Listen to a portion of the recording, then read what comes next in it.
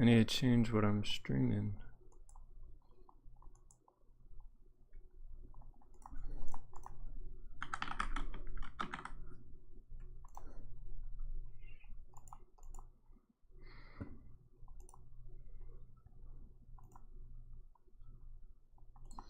Hey, what's up, everyone? This is be the August kickoff for the stream. I have to go grab some dinner real quick, but I'm gonna turn on some videos from the YouTube channel. Made a playlist of some of my favorite videos that I've made in the past like 5 years. So just wanted to share that with you guys. So gonna cue that up.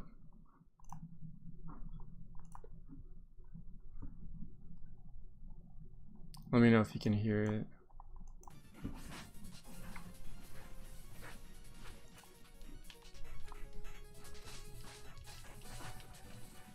Oh, hey guys, what's up? So I was just playing my new favorite game, Shovel Knight, and I was able to talk to the team that made this amazing game. One of the guys, I had an interview with him. His name is David. See you guys. Well, I'll still be here, but it was super awesome being able to learn how this amazing game came to be, and just kind of some of the things that they had to overcome. Because with every project that you do, even like these professional companies, you have to overcome these walls, these obstacles that are in your way, and they make you stronger. They help you to be a better team. And Yacht Club Games is making a lot of super awesome games these days, and they're working on some more, so I'm gonna be talking a bit about those too. So yeah, without further ado, let's get to those questions.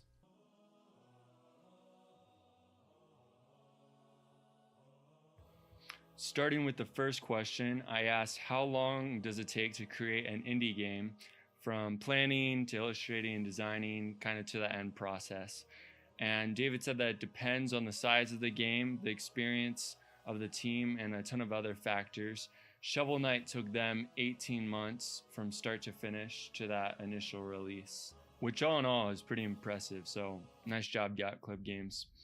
The next question that we had is what inspired their newest game, Cyber Shadow?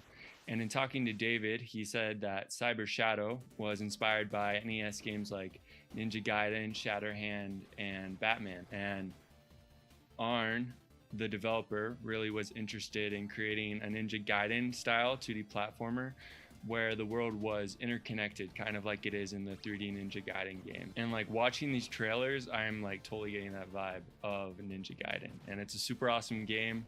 Cyber Shadow looks super awesome too. I love the graphics that they use for this game, slightly different than Shovel Knight, but still super awesome. So the next question that we had is, what is the story about how Yacht Club Games came to be? What did it start out as? Kind of its humble beginnings. And David talked about how they were kind of this core group of people that worked together at another game studio and then left that studio so they could focus on making their own games and trying out new things like Shovel Knight and now Cyber Shadow, trying out all these different ideas. And it's just an awesome thing to hear that story with them. We also talked about what obstacles and setbacks that they've faced in indie game development and what they've done to overcome them. The biggest obstacle that they talked about was learning how to run a company, which is a big deal. It's a hard thing to run your own company. And they overcame that obstacle by doing their research. And that's something that's super important, is that we do our research, that we're studying into these things that we're interested in, and then we can make a career out of those things because we're taking those things seriously in our lives. So one thing that I noticed while playing Shovel Knight and the different characters was that each one had a story, and they were pretty cool stories too. So I wanted to talk to the team about that. So I asked them, what role does a good story play in their games? And David talked about, for them, they try to create a story so that it's there for the people that want more than just the pure mechanics of a game. That story can be a reward for you stomaching a particularly difficult challenge, or just kind of the icing on the cake of a fun experience. And I couldn't agree more. Like, story is king in animation, in video games. Having that story gives that game so much more substance. It makes it so much more deep. Like, I think about playing Legend of Zelda games and how the stories are so amazing and interwoven, and it's just awesome. So having that story really does make that difference. In talking to David, we also talked about the idea, how it came to be for Shovel Knight, and kind of some of the characters that came with it too. Really what they wanted to do was make a game that was focused on the down thrust in Zelda 2 Adventure of Link. And they thought about a scooping action might be fun, pairing it with that down thrust. You could flip over an enemy, then attack its exposed underbelly. They thought really the only tool that fit the bill was a shovel, and thus is born Shovel Knight. The characters, like the villains, were heavily inspired by Mega Man, which I really saw a lot in playing that game. And I love Mega Man, so it was super awesome seeing that kind of callback, that homage to Mega Man. We also were able to talk a little bit about why they went into indie game development over joining a larger company. And it's something that I think about a lot, and I know you guys probably think about a lot too. And it's nice to work for a company where you know everyone's names. That's something that I talked about, is that familiarity, that camaraderie between the team. And more importantly, they find it much easier and more fun to collaborate and build games when they're that small team. And that's something that's awesome, having that small team. And that's why I love indie game development and indie teams in general, because they can accomplish all these amazing things and they're all contributing such a huge part because they're such a small team, but they're able to accomplish these super cool things. It's very inspiring. So, of course, I also wanted to ask them what video games from their childhood have been most influential to them in game development. And David talked about how there's too many to name. Personally, he was very inspired by Nintendo, Capcom, and Konami games through the NES and the Super Nintendo eras. And me too, like those were games that inspired me a lot. Some of the games that inspired me a lot were the original Legend of Zelda, also Super Mario Kart, Super Mario World, things like that. They were a huge part of my childhood. Also NBA Jam, that's a super awesome game. Now on to some really awesome things we're able to talk about. So I wanted to ask David if he could share any wisdom with budding indie video game developers and creators alike, what would it be? And he had 3 things. The first thing being do your research. And doing your research is super important because, like I said, it's really taking that time beforehand to prepare, to learn as much as you can about this field that you wanted to go into, these things that you want to do, these worlds that you want to create, so that you have so much behind that. It's not just starting from scratch, but really having something to be a nice foundation for that, a firm foundation to support your dreams. The second thing is being persistent, and persistence is super important because there's going to be opposition, there's going to be all these things that are going to be coming at you, and it's going to be hard. And being persistent and having that perseverance to keep moving forward no matter what, that's a quote by Walt Disney, just keep moving forward, because there's so many great things ahead of you as you keep moving forward, and work hard through those things. So the third thing that David talked about was build as many games from scratch as you can. And that's something that I've never really thought about, but I've done a little bit of it, some game design, and it can really help you a lot. With game design or anything, just trying to constantly make as many games as you can. Or if you're going into animation, as many little shorts as you can. Or writing different little short stories. All these things can help you to hone those skills and see what works and what doesn't work. So I really like this comment that he had. Another thing that I talked about with David was what lessons that he's learned during his time in indie game development, or what he wished he had known before. And in his own words, he said, "I wish I knew that as long as I worked hard and focused on improving, that I could build good games. At the start, it seemed like I could never know enough, or that if I was tackling a problem I wasn't knowledgeable in, I'd never be able to create something great. But working every day at improving really worked." And this is a really awesome, inspiring thing for me. Just keep on moving forward, keep working hard. Even when you feel like you don't know what you're doing, just keep on moving forward. And another question that I had for him that I've been thinking about for a while is what influenced the title Yacht Club Games for the game company. He said the name was chosen because we thought it was funny. Lots of companies at the time were very focused on getting rich rather than making fun games. We thought that the juxtaposition of snootiness of a yacht club and video games was amusing, while simultaneously gave off the air of playfulness, which I think is a pretty cool story. And I love the name, by the way. The last question that I was able to ask them was, what is something that someone can do each day to grow as a video game developer, no matter what their age? And David talked about how studying as many games as you can and try to figure out how they are built. And that's kind of what we're gonna finish with, is when you're playing those video games, that you're studying how they're made, what makes them entertaining, so that you can learn how to make your own games that are entertaining, that are amazing, and that people will love, and that you will love because it's your creation and you put a lot of work into this. Well, thank you guys so much for watching. I hope that you enjoyed this video. I really enjoyed it. And being able to have an interview with David, that was a super awesome opportunity for me.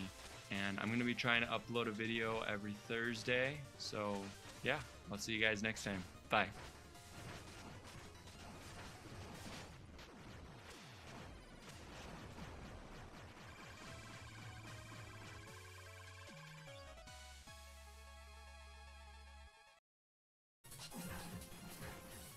Hey everyone, what's up? So right now we're in Inkscape, which is a free program to download. There'll be a link below for anyone that wants to check that out.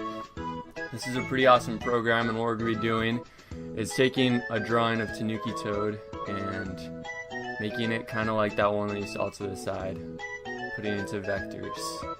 So you start with your tracing in one layer, and then you start an outline layer where you're going to start building this outline and stretching it, fitting it, moving the contours of the vector lines until you got the right shape that you need. So right here I'm starting with drawing that cool mushroom hat that he's wearing, and then going on to do the face, first to make points and then to stretch out those vectors to fit the curvature of his face, of his ears, of the hat, of everything in this picture. With a vector, you're able to make it as big or as small as you want, and it won't lose any quality, which is a really cool thing. Lots of math.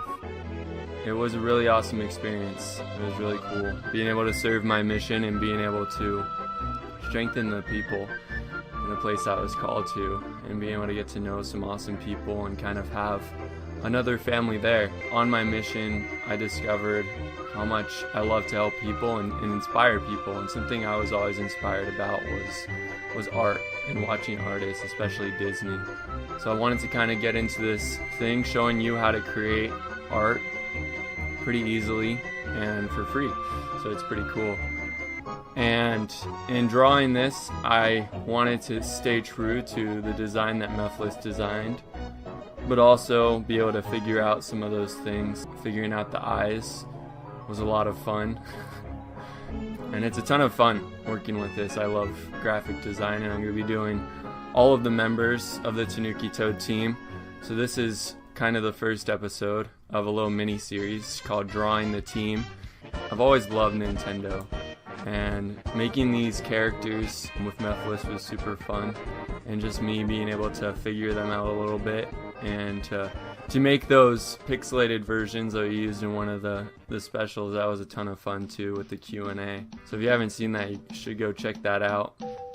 But after making the outlines, you want to make another layer that's called color, and you trace just dot by dot, not the same way, but just really like jagged or whatever, and you're gonna put that behind, the layer behind. But yeah, Inkscape is a really cool program just to be able to do vector art. I've done a little bit of logo design with that, so it's been super cool too. If you have any questions about how to use that, just let me know. But in the rest of this video, I'm just going through kind of repeating that same process of making an outline, making a color, filling in that color, putting it in the right place, and getting all that figured out. And something that I've learned about graphic design and other design aspects too is it always helps to have a reference, to have an idea, to have some kind of vision, something that's fueling you, something that's giving you that inspiration. And that's why I have like a picture of me and a picture of Tanuki Toad from when I first did it, and not kind of just going into it blindly, but having things to look at, to reference. That helps a ton. And when I was on my mission, and just being able to hear from him helped me to keep going, because it's hard. It's super hard. There were some times on my mission where I was like, just didn't even have a car, just had a bike, and was biking through the snow in a really cold place. Not like super cold. The coldest it got was about 5 degrees. But riding on a bike, that wind chill just cuts right through you.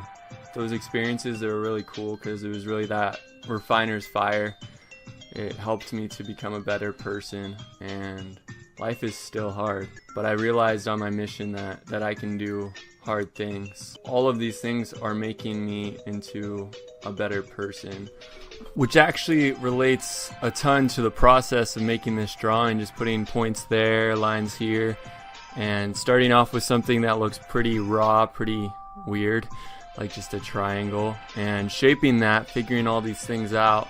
Throughout our lives, we're molded and shaped to become something so much better, to have this finished product that is amazing, and we can be like, wow, that's me. And alike with the reference drawing, we all have a vision, we all have an idea of what we want to create, what we want to be. And it's definitely going to come from the people around us, and also from God. He's the one that's molding us, shaping us, refining us. He is the master designer. Sitting there, putting a line here and a dot there, figuring all these things out so that we come out to be that masterpiece. Thank you all so much for all of your support and for who you are. Remember that each and every one of us is needed, and that you're needed. Y'all have a blessed day. Bye.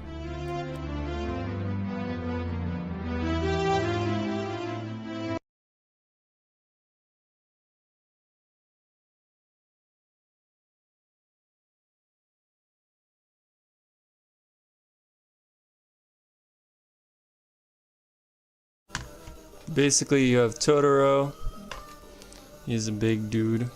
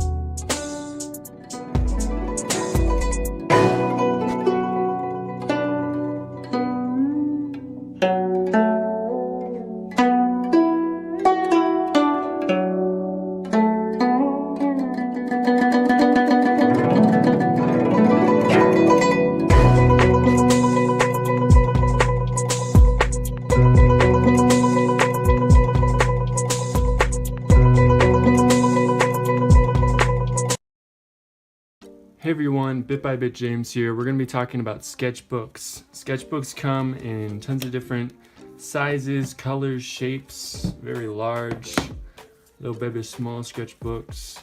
And they're for different purposes. Like one like this could be like for little concept stuff. I think I did this when I was on a plane possibly, and also have Aang and Appa. So it's pretty fun. I really love keeping sketchbooks. I haven't been the best at being consistent in it, so that's some goal that I had for this year, was to be consistent in keeping a sketchbook. So this is the sketchbook that I've been starting to keep this year. And basically, just been kind of trying something new with red ink, but January 1st, 2nd, 3rd, 4th, and 5th, and the 6th. And some of this is just notes from classes and stuff I'm taking, but I'm just drawing little sketches and stuff. And it's been going pretty good. A lot of these are just doodles, not much drawn from life, but it's still been fun getting back into the habit of sketching daily. These are little gargoyle sketches. But like, what is the purpose of a sketchbook? In many ways, I feel like a sketchbook is a great way for you to see your growth as an artist and seeing like where your characters are, your anatomy, your understanding of color maybe, or of value, darks and lights, contrast. You can see that change over time. The sketchbook is kind of a mixed bag. There's drawings in here and there's stuff from Inktober time. The sketchbook is kind of a mixed bag. There's drawings in here and there's stuff from Inktober. One thing that I've also realized is that sketchbooks, each sketch has a story to it. Like this one. I remember drawing this one. This is Mama Coco from... And I was drawing this in October on my couch in one of my apartments here at college, and it took me a really long time to get just the shading right and the coloring right and just making it look pretty good. And when I finished it, I was really proud of what I was able to accomplish, especially with the hair and the braids. And it kind of brought me into doing hair and stuff more, and these are some other Inktober sketches and stuff, so it's been fun. So that's one thing that a sketchbook can be, is it's kind of like a journal. You're keeping your stories in this book, and each drawing that you have in here, you can remember that. Another thing that a sketchbook does for you is it allows you to practice. You're allowed to doodle and get kind of maybe not your best drawings out on paper. It's kind of like getting the gunk off of your pen, or you could just do like little drawings like this. I've been wanting to make these into stickers. I think that would be really cool. But these are some just random doodles. Don't even know where the ideas came from. A lot of them are really weird, but it's been fun like doing this. And yeah, I'll probably do a full sketchbook tour of all these sketchbooks when I get the chance. But today I just kind of wanted to flip through a little bit of these as we're talking about sketchbooks. And another thing that sketchbooks can help you do is when you're working on stories and characters, sketchbooks can help you to narrow things down and figure out what you like in characters and designs that you like. That's a really weird Hulk, but yeah. Just tons of weird doodles and stuff, but like this character, you can kind of try different shapes and stuff of drawing characters. You can really just, it's a place where you can experiment and just try tons of different styles and things. There's Baby Yoda. Yeah, it's just been really awesome for that. Or like trying to match styles, like when drawing Mushu, that was really fun. Or drawing the Soot Sprites, or Olaf, or the baby from Spirited Away, or just other random stuff. But all in all, something that I've really enjoyed from sketchbooks is to just release the creative energy that you have and to put it down on paper and to take these ideas and to put them on paper and make them more real. Like these are characters for the Uptown Warriors, and this is kind of, the story was based around me and my friends being the characters. And something that I really loved about this story was taking things from my life that have impacted me and working it into the story. So it's kind of like an urban fantasy But these are the characters. It's funny because this was gonna be Finn, but then I designed this character and I was like, that feels more like me deep down. Finn, Skip, Quint, Xander. So I've been working on a lot of stuff for that. There's some stuff on my Instagram about that too. And these are some of the notes that my sister took actually in my sketchbook when I was back home. And also just kind of drawing from your inspirations. I haven't done a lot of it. This is one of the Legend of Zelda mangas. It's pretty cool. There's a lot of cool drawings and stuff in here. And you could just open up a page of this and then start drawing poses from this. Start drawing facial expressions or make your own based on what you see in this book. Draw in that same style. Sketchbooks, the possibilities are endless. This is just like some random watercolor. I think that was supposed to be Yoda right there. But yeah, it's just pretty awesome, and I invite all of you, if you haven't yet, to grab a sketchbook. Like any size really works. This is a cool size. I really enjoyed this size. This is like a 7 by 10. This is a 5.5 by 8.5 inch. So I like kind of smaller sketchbooks. And sketchbooks come in all different shapes and sizes, kind of like this one.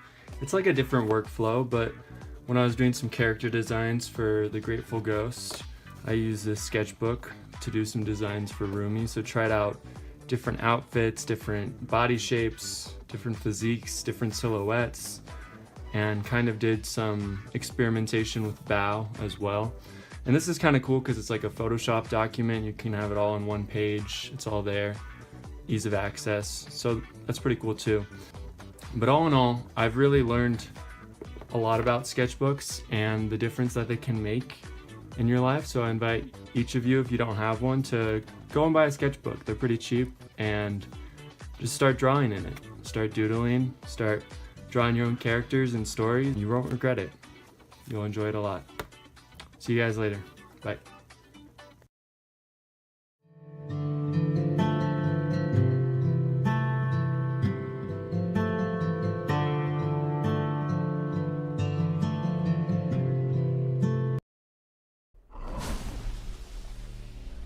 That's beautiful, isn't it?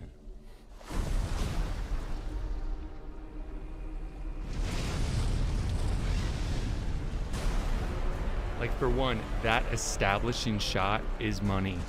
It is fire, literally. Literally, it is fire.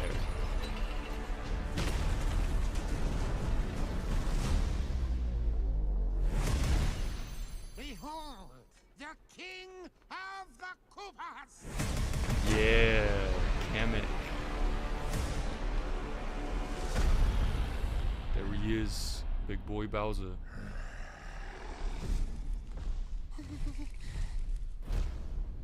Open the gates!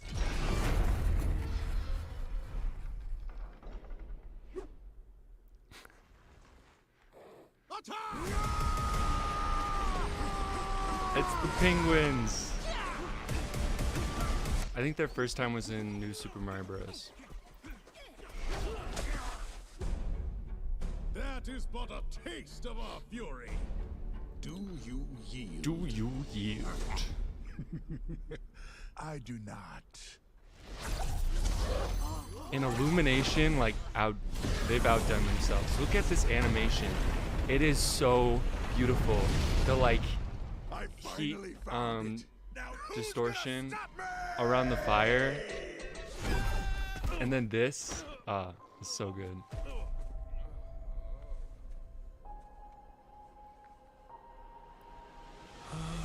And they did it like in the Super Mario Brothers Super Show, where Mario is transported from our world to the Magic Mushroom Kingdom.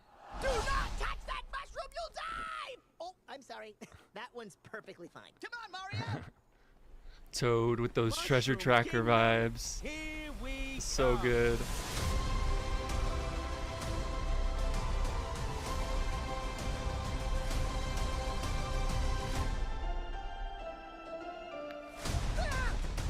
Owen Charlie Day.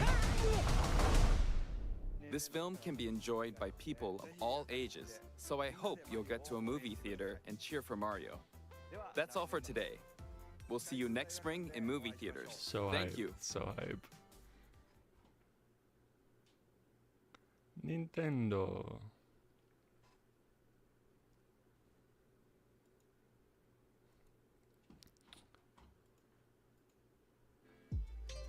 Okay, so this like idea of Mario and making that into an animated movie, they like failed with making it live action. And I think they're right on the money with this animated movie. And some people will be like, yeah, I know, like it seems pretty good, but you know, I don't really like Chris Pratt as Mario. Like it's just like a money grabber. And yeah, he's gonna make the most money. But if you think about it from a story point, he has a story with Mario Brothers. And he's able to connect with that. That's one thing. The other thing that like I feel like is huge to realize with this is that Mario kind of started out in animation with the Super Mario Brothers Super Show, which I was talking about before. And in that, if you haven't seen it, it's so good. I think it's one of the best adaptations of Mario. Like the video games are good too. But in that, Mario is a New Yorker. He's from New York and he lives with his brother Luigi.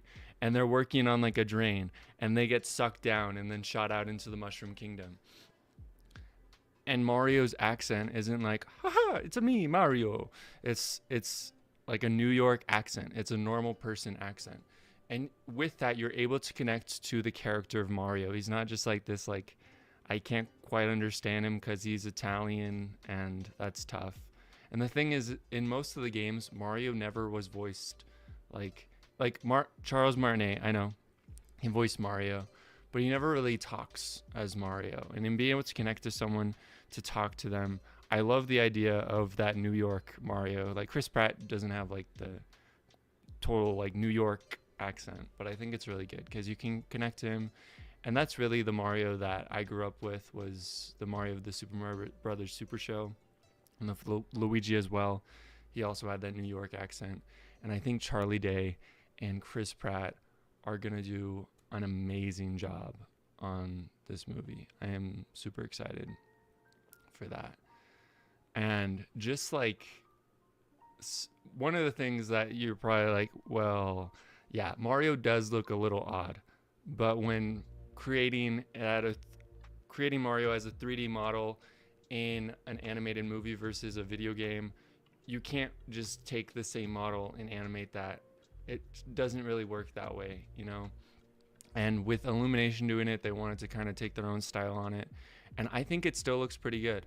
And I was kind of weird, like feeling weird about the casting, but Jack Black as Bowser is so good. And I'm excited to see Seth Rogen as Donkey Kong. Like, I don't know who thought of that. I think it's going to be super cool. There's this fine line between casting super talented actors as characters that don't usually play that. Like with the Scooby-Doo movie Scoob. They had like Zac Efron as Fred and stuff. And that, I don't think it worked. Like, they didn't really delve into the characters at all. So there's a fine line. And it's hard to say like if they've crossed that or not. Like, I think Mario and Luigi sound pretty good, and Bowser sounds, yeah. I digress. I'm excited for this movie. And like, if you just look at this background, like this picture, it's amazing. It looks so beautiful. It kind of has like that Nintendo World vibe, like in Japan, the theme park that they're working on, where you have the different, let's see if I can turn on, can you see that? Maybe. There we go. So like right here, you got the music notes and like the P block from like Mario Bros, stuff from Super Mario World. You got that Toad Treasure Tracker vibe right there. You got that little hidden Donkey Kong barrel, and you got all these mushrooms layered upon each other. I think that's really cool. They did it kind of like those port cities where they have the houses up on each other, like in Italy and stuff. And then you have the normal toads. You got little coins out there, It's like, how do you take this world that's been mostly two-dimensional for the most part? You have like Mario Galaxy and Mario 3D World and stuff, but like starting out it's two-dimensional. So how do you take that classic feel and put that in a three-dimensional piece? And like the composition of this is beautiful. You got the pipes, you got little houses. There's so much world building going on here. You got the different cheeps, little treasure chest. Yeah, you got floating things that kind of call back to Mario Galaxy and kind of take a little bit inspiration from that, which I think is amazing. And you got kind of this realistic cloud thing going on and the realistic grass, like more realistic than Mario games have been, really. So I'm excited to see what this is like going forward. With like Nintendo pictures and stuff, you have Nintendo going to start making animations. We can have this trailer run through. All these cool people, yeah. Cool.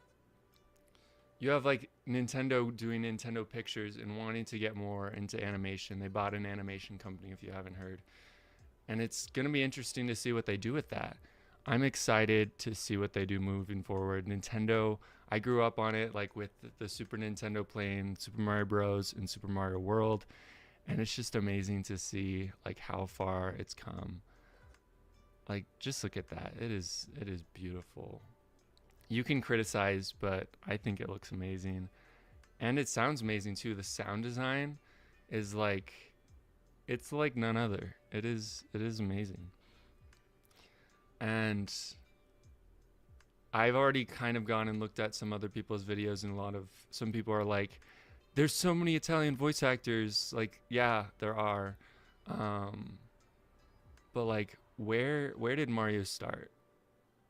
Like, and it's in New York. That's like, I know it started in like Japan and stuff, but like New York and that vibe, the pipes, the grime, the little Goombas, little turtles around.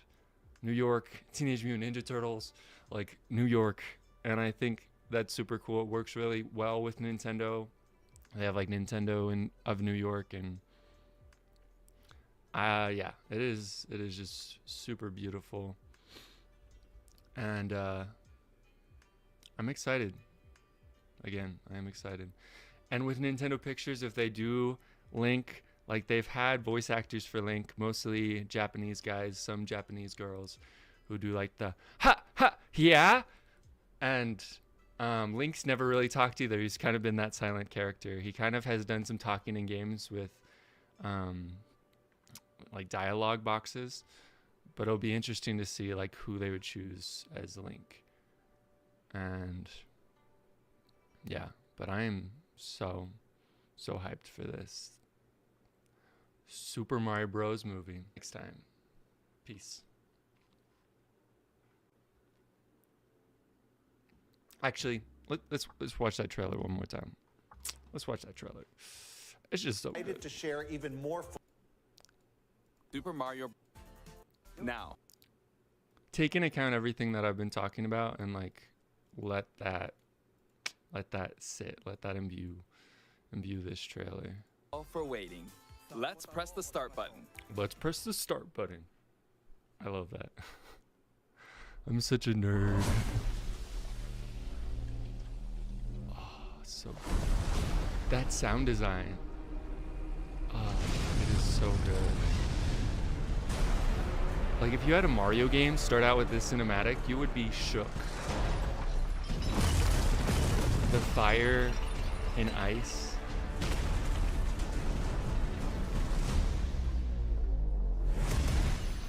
Behold, the king of the Koopas!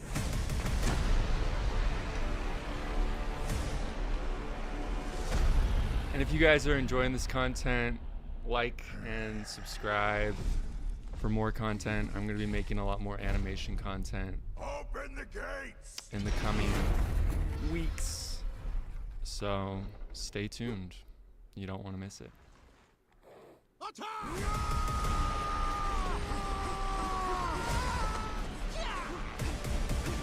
And comment below if there's something from this that you really love that you saw, or something that you would want to see. in a movie That is like but a this. taste of our fury. Do you yield? I do not. Oh, so much nostalgia. No, I like it. I like that vibe.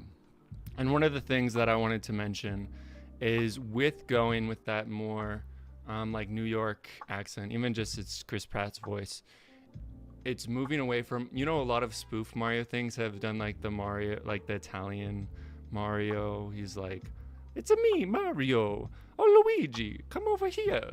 Like, would you really want to hear that throughout a whole animated movie? I don't know. Maybe you would. If you would, like, put a comment down below. I'd love to hear like your thoughts on that. But yeah, this is hype.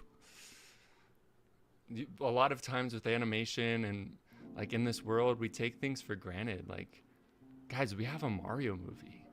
We have a Super Mario Brothers movie with Mario, Luigi, Donkey Kong, Bowser, like these characters that older people played on like the arcade machines, that I played on the Super Nintendo, that maybe you played on the Wii U, or starting out on the Nintendo Switch with like Super Smash or Mario Kart.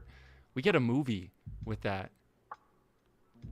And people that care about that, like Mr. Miyamoto watching over this, and the people at Illumination making this beautiful movie, making this beautiful scenery. The sound design is amazing, and it's not cheesy. Like, it's something that you can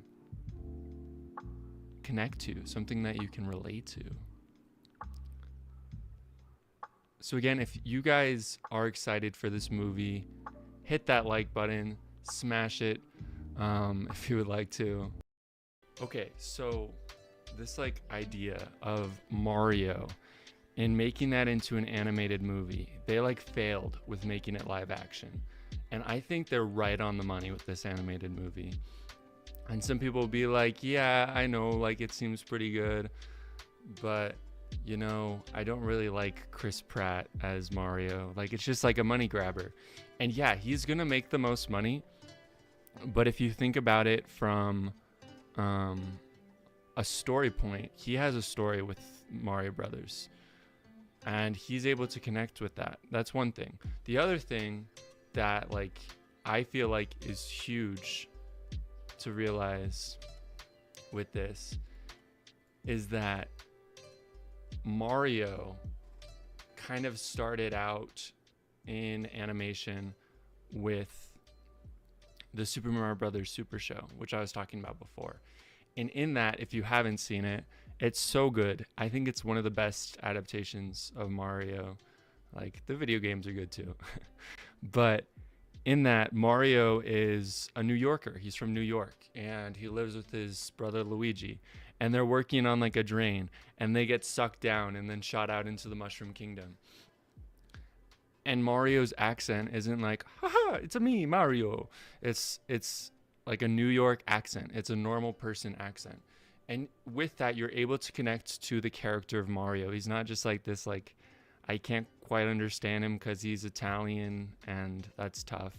And the thing is, in most of the games, Mario never was voiced like Charles Martinet. I know he voiced Mario, but he never really talks as Mario. And in being able to connect to someone, to talk to them, I love the idea of that New York Mario. Like, Chris Pratt doesn't have like the total like New York accent, but I think it's really good because you can connect to him. And that's really the Mario that I grew up with, was the Mario of the Super Mario Brothers Super Show, and the Luigi as well. He also had that New York accent. And I think Charlie Day and Chris Pratt are gonna do an amazing job on this movie. I am super excited for that. And just like one of the things that you're probably like, well, yeah, Mario does look a little odd, but when creating Mario as a 3D model in an animated movie versus a video game, you can't just take the same model and animate that. It doesn't really work that way, you know? And with Illumination doing it, they wanted to kind of take their own style on it. And I think it still looks pretty good.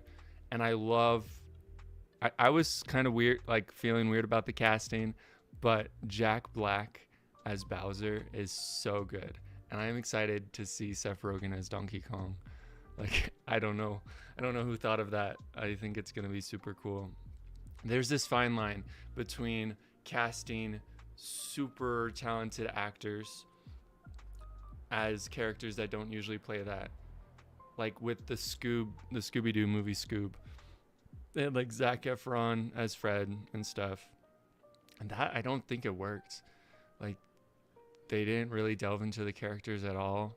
So there's a fine line. And it's hard to say like if they've crossed that or not. Like, I think Mario and Luigi sound pretty good, and Bowser sounds, yeah. I digress. I'm excited for this movie. And like, if you just look at this background, like this picture, it's amazing. It looks so beautiful. It kind of has like that Nintendo World vibe, like in Japan, the theme park that they're working on, where you have the different, let's see if I can turn on, can you see that? Maybe. There we go. So like right here, you got the music notes and like the P block from like Mario Bros, stuff from Super Mario World. You got that Toad Treasure Tracker vibe right there. You got that little hidden Donkey Kong barrel, and you got all these mushrooms layered upon each other. I think that's really cool. They did it kind of like those port cities where they have the houses up on each other, like in Italy and stuff.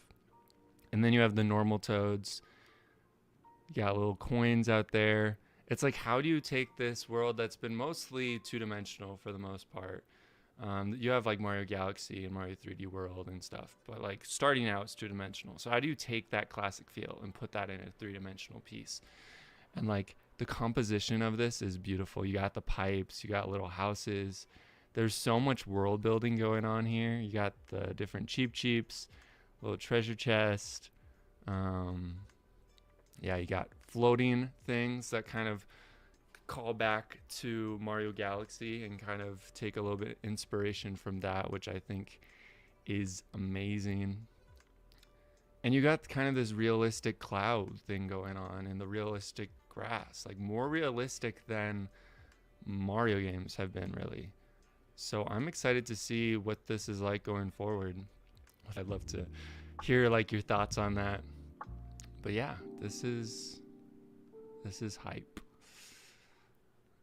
A lot of times with animation and like in this world, we take things for granted. Like, guys, we have a Mario movie. We have a Super Mario Brothers movie with Mario, Luigi, Donkey Kong, Bowser, like these characters that older people played on like the arcade machines, that I played on the Super Nintendo, that maybe you played on the Wii U, or starting out on the Nintendo Switch with like Super Smash or Mario Kart. We get a movie with that. And people that care about that, like Mr. Miyamoto watching over this, and the people at Illumination making this beautiful movie, making this beautiful scenery. The sound design is amazing, and it's not cheesy. Like, it's something that you can connect to, something that you can relate to. So again, if you guys are excited for this movie, hit that like button, smash it if you would like to. And something that I think is really crucial with this was adapting to a new audience, especially with Spider-Man. Spider-Man has been someone that has existed for so long, like years and years and years, through different age groups and like different people that grew up with Spider-Man are now growing up, and then they have little kids now growing up with Spider-Man. So they wanted to try something different to adapt to a new audience. And it kind of all started with the idea of making the animation look like a comic book panel, with half-toning and line hatching, and making sure that there was no motion blur. And with that idea of looking like a comic panel, they were able to accomplish something super amazing, where you can pause the movie at any time and it looks beautiful. It looks like a comic panel. It just looks amazing. really. And they use this idea of 3D with hand-drawn elements. So they'd animate the characters in 3D and then hand draw emotions, like things on the cheeks, on the eyes, dimples, stuff like that. And it was able to have this new look. And they're able to draw these 2D effects that Arcane has also used a little bit of, that I just think look amazing. They're just beautiful. With Into the Spider-Verse and adapting to a new audience, with this form of animation, they wanted to focus on the idea of emotion in the animation, so that as they animate things, it's not like that old school Pixar 3D plasticky look. It's almost like it's hand-drawn, where things snap, where things have that squash and stretch, where you have anticipation with movements. And with that, they were able to accomplish something super cool. You've probably heard about it, but with Miles and then Peter B. Parker, Miles was animated differently than Peter B. Parker for the part that they're swinging, and then their animation lines up. It's on the same count, basically. And with that, you're able to see Miles improving and literally see through the animation this character arc. That's just chef's kiss. That's great. So with doing this though, you're like, okay, yeah, how are we supposed to make this look good? Because animation has been done with motion blur that kind of hides a lot of the things. There's a lot of things with atmospheric perspective and stuff like that. So one of the things was smear frames. So a smear frame is basically when you want to have something, a motion, like a hand waving, look really quick. So you would draw the hand, and then you draw the hand basically smearing, and you don't see that because it's moving so fast, and then you draw the hand here. So it's just like this super quick motion. And with that smear frame, you can pause it and see those smear frames, and it's pretty cool. And then another thing is multiples. Multiples are really weird when you pause and then you see it, because it's literally like multiple arms also accomplishing the same type of thing, so you can mimic that idea of speed. And it worked really well. And then also with speed lines, which you've seen in anime where someone's like, ah, and you see the lines behind them, and it's just like, oh snap, this is gonna be crazy. And that's what they did with Into the Spider-Verse. With that also, with bringing Spider-Man home, I think it's funny how all the Tom Holland Spider-Mans all have the word home. I didn't mean that joke. But Spider-Man came from comics, and that's where he started. He was later in animated shows, live action shows, but he came from comics. So bringing it back to that comic style of even having these moments where it kind of flashes and it's literally like comic. That style of like that halftone dot and stuff, it's beautiful. And with this idea, they built around the character of Miles Morales. And that's something that we're going to be focusing on today, is building around your main character. Because when you build around your main character and build the world around them, not like everything revolves around them, but you take them in their experience, and it changes how the world looks. It changes how you perceive the world as an audience member. And this idea, this animation style, I don't know if anyone's really given it a name yet, but it's kind of along the lines of that 2.5 dimensional like thing, kind of like Treasure Planet and stuff, where you're trying different things, you're molding and mashing up two different styles. And I think it's my favorite animation when people do that. They take different styles and stuff. It's pretty cool. So we're talking about the characters and the story.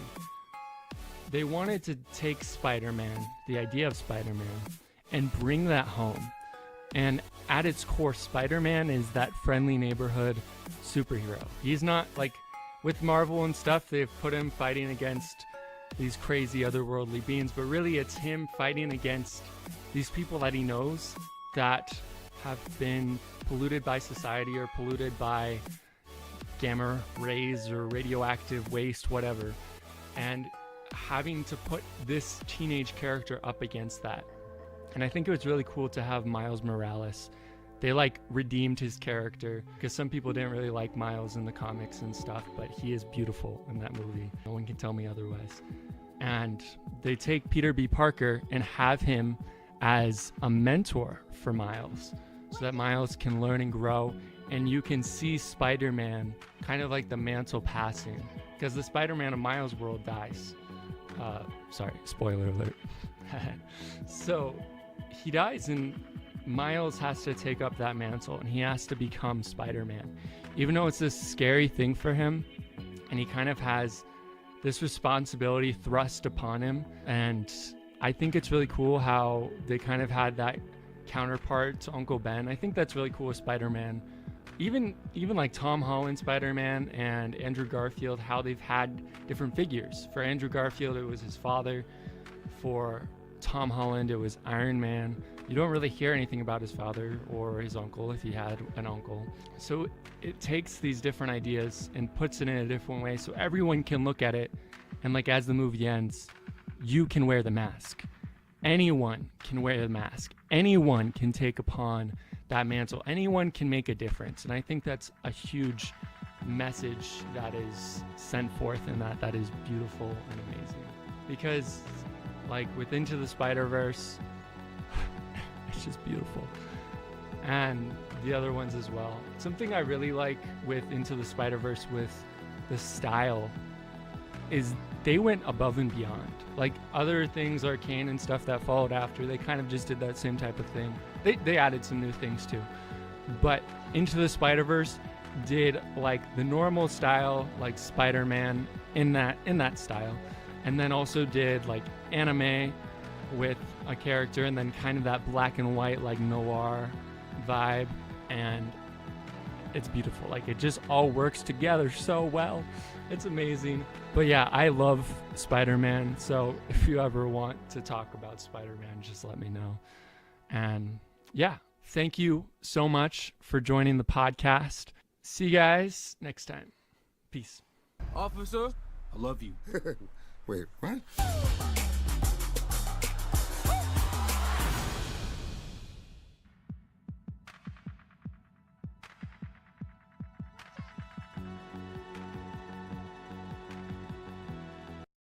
You may be wondering where the name Rupees Over Ramen came from, and I've talked about it in past episodes, but it comes from one, rupees, which is the currency in Legend of Zelda. So my love for that game and how much it's inspired me, my art style, and just like who I am really in a lot of ways. And then two, ramen, because I love ramen, like top ramen. Any ramen, bring me the ramen and I will consume. So yeah, today we are going to be talking about the origins of Legend of Zelda. So for anyone who doesn't know what Legend of Zelda is, it's a fantasy adventure game similar to Lord of the Rings or any other fantasy you can think of really. So it's created by two guys, mainly Shigeru Miyamoto, who produced the game. You've probably heard of him. He's the one that created Mario, Metroid. And then Takashi, mainly Shigeru Miyamoto, who produced the game.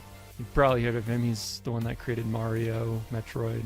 And then Takashi Tezuka. And people think about the original Legend of Zelda. At least some people I've talked to, they're like, yeah, man, like I had the N64, played that original Ocarina of Time.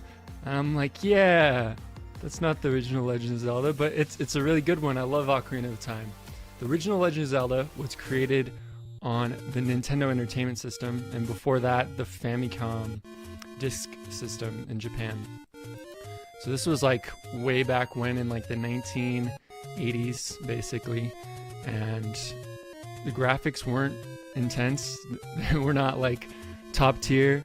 Maybe for the day, like people saw that and they're like, oh dang, this is the chimichanga in a bag of chips. Like this is great. So going into the animation and look development for this, it's kind of different since it's a video game, and like the animation techniques aren't super crazy with pixel art, at least at this point in time.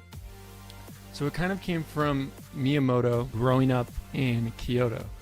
And growing up in Kyoto, he had a lot of chances to kind of go on adventures, and he wanted, with this game, in his own words, he said, to give players a miniature garden that they can just put inside their drawer and pull out and explore that garden and see what it has to offer. And I think that's super cool. Miyamoto explored nearby fields, the woods, caves, and with the Legend of Zelda games, he wanted to impart to players that same sense of limitless wonder that comes through unknown exploration. And I think that's a super cool idea. It's actually something that I love putting into my stories. Unknown exploration, or when something is unknown, it's someone's first time seeing it, experiencing something. It's such a cool like joy that someone can feel like in experiencing awesome things for the first time. According to Miyamoto, he said, "When I was a child, I went hiking and found a lake. It was quite a surprise for me to stumble upon it. When I traveled around the country without a map, trying to find my way, stumbling on amazing things as I went, I realized how it felt to go on an adventure like this." And I think that's super cool. Legend of Zelda, like the original one, it's kind of like a top-down RPG type thing, kind of like the first RPG game, really. And it's such an adventure. You're just walking around. You don't really start out with the map. You find an old man in a cave, and he's like, "It's dangerous to go alone. Take this," and he hands you a sword, and you take that, and you're just like, "Okay, let's do this. Let's go out on an adventure." I think that's really cool. So, giving a little background, before Legend of Zelda came Mario, which everyone's probably heard of Mario. With creating Zelda, Miyamoto wanted to create it as something different than Mario. Similar to how like when they created Sonic, they're like, we want him to be the exact opposite of Mario. Zelda was kind of like that. He didn't want to just make like a Zelda skinned Mario game, you know, like just put like Link in a platformer and it's like do do do do do do, or like yeah, it's just, I don't know, it's not as awesome. So he wanted to make it different. So he came up with this idea of linear versus non-linear. So Mario is a side scroller. You start on one side of the screen and you move over to the other side of the screen. It is very linear. And with the original Mario games, you can't even go back. Like once you go forward, you can't go back. The screen stops there. Side scroller. That's kind of where the name came from.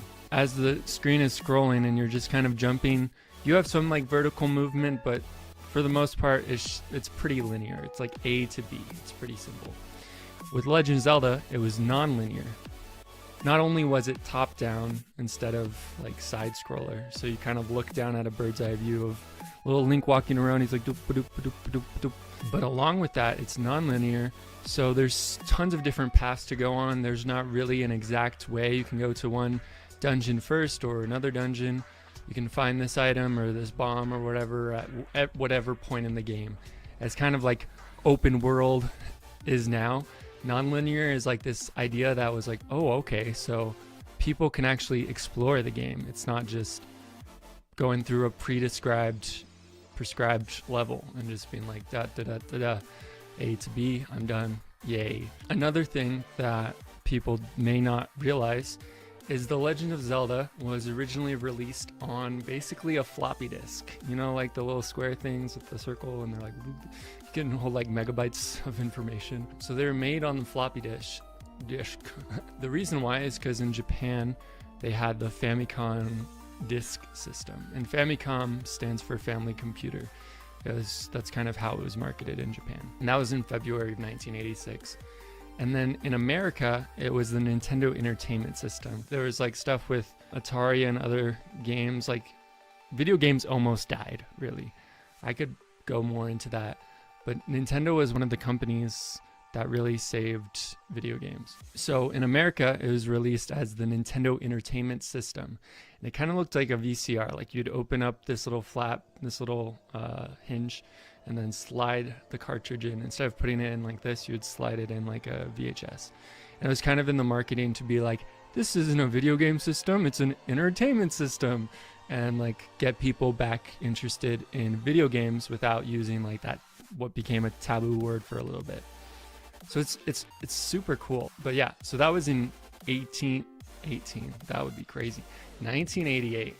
And with that, the game was on a golden NES cartridge, and it is beautiful. I have one back home for my NES. Such a cool cartridge, really. It's super cool.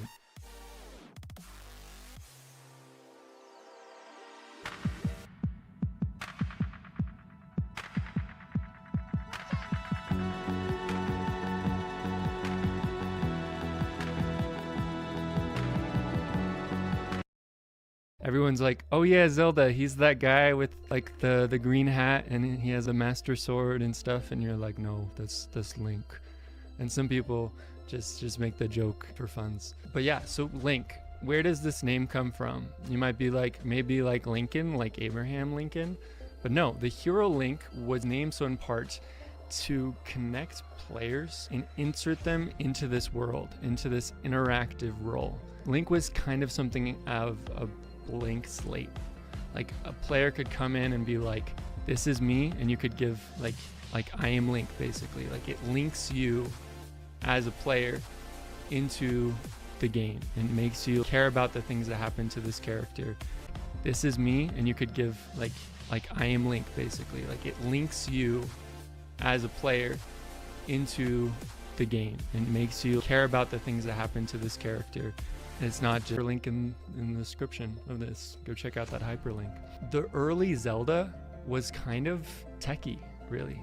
Kind of like that cyberpunk-ish vibe. The early Legend of Zelda was gonna be like, you know, the Triforce. It was gonna be like microchips, and there's gonna be this like time traveling protagonist type thing.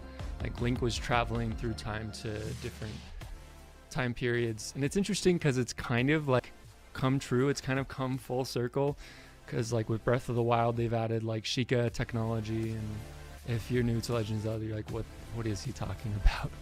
But basically, I think it's really cool because it's come full circle. They started with being like, we want to make this techie game. They're like, no, we're going to make it more fantasy based. But they still kind of like have just been a little sprinkle of that techie stuff in there. So I think that's really cool. For those that do not know about Legend of Zelda, you might be like, what is Zelda? Like, what is that? Zelda is the princess in the story. And her name actually came from a very unlikely place.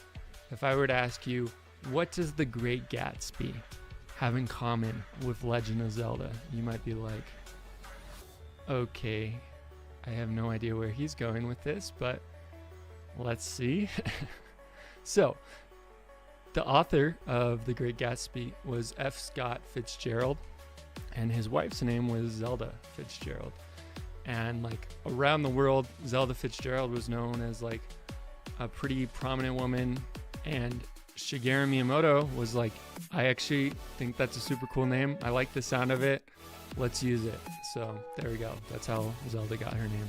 Moving on to some more of the storytelling. The one who wrote the story and the script, like I mentioned before, was Takashi Tezuka. And this was for The Legend of Zelda on the NES. And with that, there's kind of the talking like, it's dangerous to go alone, take this. And it's interesting, like with doing research into this episode, because I didn't quite realize that he was the one. I always was like, Shigeru Miyamoto created Legend of Zelda. He's a super awesome guy. I never really thought of Takashi Tezuka. Looked him up, I'm like, oh, I've seen that guy before. He's still a part of Nintendo, and he's made a ton of awesome games and stuff. But yeah, he was the one who wrote the story for The Legend of Zelda. With that, I think that's kind of where my love for storytelling started, was with Legend of Zelda, which is why I gave this podcast the name Rupees Over Ramen, because it's something that goes super deep into my soul. Like RPGs in storytelling and fantasy and all of that, it all started with Legend of Zelda on the NES, and then later with like the N64 and Ocarina of Time, and then Minish Cap and Wind Waker and Breath of the Wild, and like going back to the Super NES at one point and playing Link to the Past, which is a super awesome game. But with all that, it was with the story and with Link as that main character.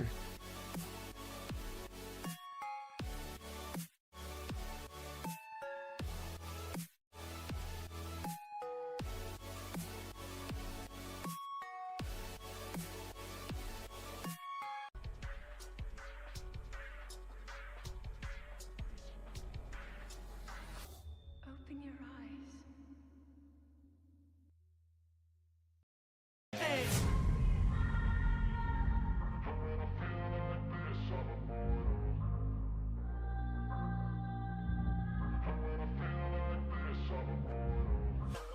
So I am a huge fan of going to the Asian market and grabbing ramen and candy and tons of cool stuff. Started when my cousins introduced me to it. They took me to an Asian market. It was just a super awesome experience. I've always really loved Asian culture and just seeing all the different stuff. It was just like, whoa, this is cool. They're also the first ones that introduced me to Studio Ghibli films, starting with like Castle in the Sky and Spirited Away and Kiki's Delivery Service and Ponyo. And now I've seen so much more.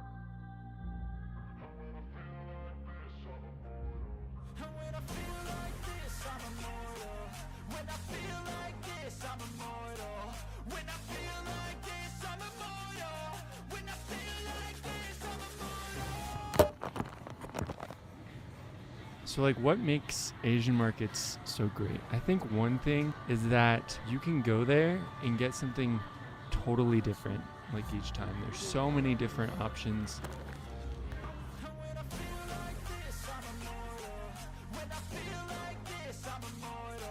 And you can just choose like whatever you want, have a totally different experience. And sometimes they're super good, and like there's this like persimmon cinnamon drink thing, if you know what I'm talking about. So good. There's like little tiny cans. That was super good.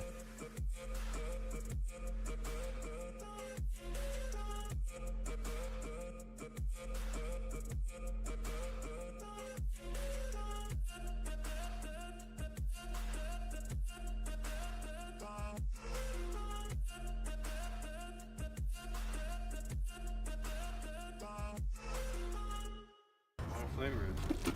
I don't. Mochi? Is it sweet?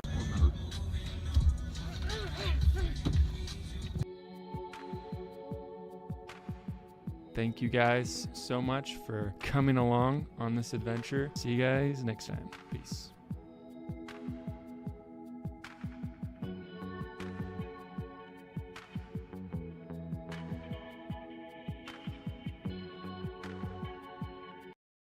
I was leaving one of the buildings on campus, and there was like one of those black box theaters. If you know, you know. It's kind of like the black floors, black wall. There's tons of like gaff tape and other tape on the ground. And the door was open. So I walk in and I'm like, wow. And I was just taken back to that moment in high school doing musical theater. And I was like, okay, there's something to this. I want to try this out. I want to get into this a little bit more. I signed up for an acting class, and it was a super awesome experience. My professor was super cool. And then with that, it gave me the encouragement to try out for an improv comedy group on campus, which kind of relates to the idea of unscripted lines in movies and unscripted comedy. And with that, it's kind of funny because the group is called Unscripted.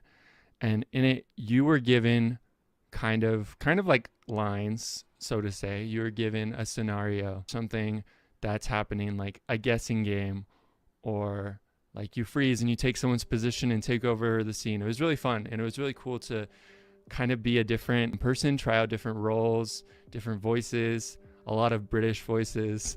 It's one of my favorite accents. And try that out and try out like kind of what actors do. With doing improv, I learned a lot about comedy. And with me, it's really hard to get me to laugh. And when I do in movies, sometimes I'm like, I wonder if that was an unscripted moment. I know it's kind of like taboo, but like AI and like writing in scripts and doing voices or doing robots doing acting, things like this. But you lose that human aspect. You lose that improv, that like imperfections. I don't remember the exact line, but it's about how imperfections are beautiful. And imperfections they make us who we are. With Toy Story and them leveling it up as they went on, they added more of those imperfections, like Woody's shoulder being a little ripped, showing that wear and tear of the characters. So it wasn't like this polished like 3D look. And imperfections, they are beautiful. Johnny Depp. I love Johnny Depp. Like, he's really good with improvising scenes. And one of the things is the Jar of Dirt song where he's like, I got a jar of dirt, I got a jar of dirt, never guess what's inside it, something like that. And it's a really funny moment where I was like, okay, you're pretty good. This is pretty good series.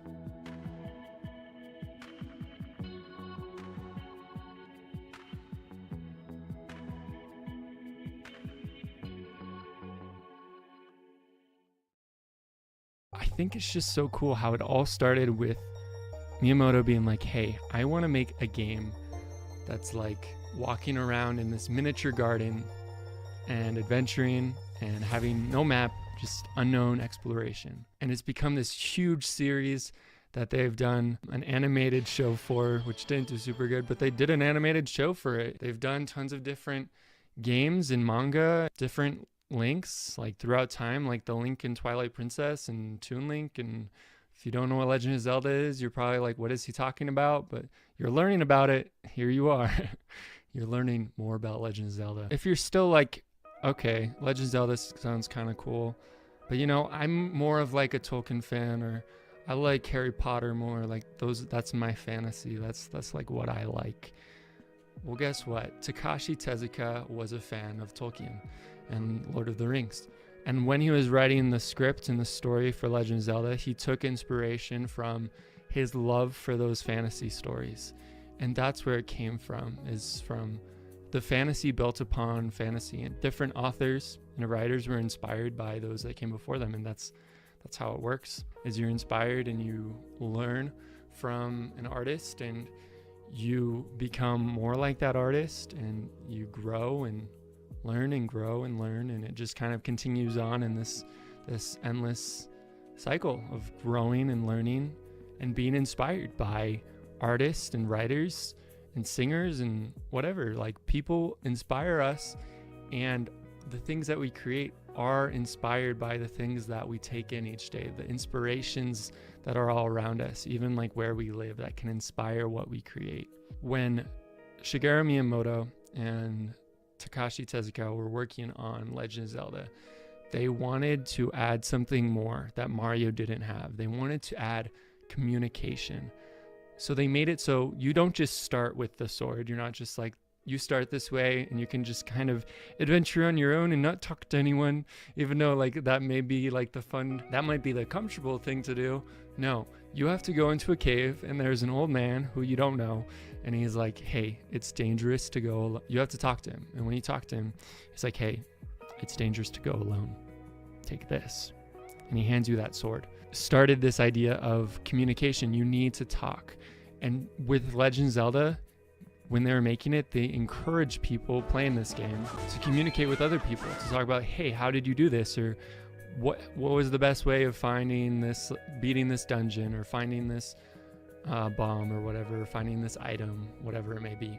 They kind of wanted to build that idea of communication. And with this, when Shigeru Miyamoto was working on this inspired him to make a game that was solely based on communication. So what game do you think that may be? It is one that is huge and like super fun. It's a comfy, cozy game. Animal Crossing. Yep, Animal Crossing. Legend of Zelda inspired Animal Crossing because Shigeru Miyamoto is like, hey, I really like this idea of communication within a game. It's kind of different, talking to different people and seeing what they have to say and having that impact your journey. I want to make a game that's based entirely on communication, and that's Animal Crossing. So communication is key. It's funny because, yeah, I don't know. It's crazy how different things inspire other things, and we have no clue. It's just like, wow, Legend of Zelda inspired Animal Crossing. That's pretty cool. He kind of started as this blank slate. Like I talked about it in a prior episode, Link doesn't really talk. He kind of goes like, ha, ha, hey, yeah. But he doesn't really talk. Like he's not like, hi, I'm Link. And like he talks in the manga though. And that's what this is. This is the manga. Yep. This one is for the Minish Cap. But I grew up reading the one for Four Swords. I wish I had a copy of it, but I was able to find the Minish Cap. And it's pretty cool. It's like a pretty cool like art style.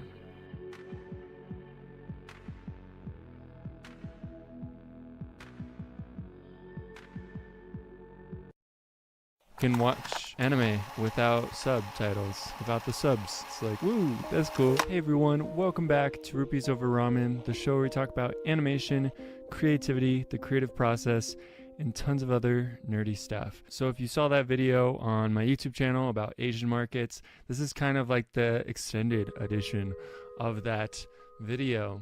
So like I said in that video, I got introduced to Asian markets and also Studio Ghibli by my cousins. I had a YouTube channel with one of them, Top Hat Toast. If you've seen the Tunikito team and remember Toast, or way back when he was called Waban Stick, yeah, that was him. His family introduced me to Studio Ghibli and to Asian markets and to like bean buns. Super good. It's funny because like later I did a D&D campaign and I was a bard, but my weapon of choice was a frying pan because I was the cook for our party. And one time we were being held prisoner and I made bean buns to kind of soften up our captors and made some good friends of those ogres or trolls or whatever they were. Bean buns are magical. They're also a good projectile weapon. So yeah, like Asian markets and Asian culture are super cool. I think like in the video I talked about, one thing that's super cool about them is that you can get something totally different every single time that you go to an Asian market. There's ramen, which everyone knows about, like ramen. There's like the packets and then like the little tubs. There's also soba noodles. There's rice. There's sodas, candies, weird chips, lots of different flavors of Lay's and Kit Kats. It's crazy how many Kit Kats there are in Japan. But like there's sometimes that I'm like, I wonder why I got into Asian culture. So just some like background on me. I had an uncle that served a mission for the Church of Jesus Christ of Latter-day Saints in Japan. And then he went back and moved there and then worked for, it was Coca-Cola or Pepsi. So he worked there for a while and then later on he ended up working for Disney and doing some really cool stuff. And later, like watching Studio Ghibli movies, I saw his name in the credits and I don't know, it just like inspired me. I'm like, wow, this is super cool. He's a super humble guy. He never like bragged about like what he was doing. He did all these amazing things and it inspired me to be like, wow, he's working for Disney and working in animation, and that's something that I want to go into. And I'm like, I can do this. I can go into that, and it's something that I can connect to.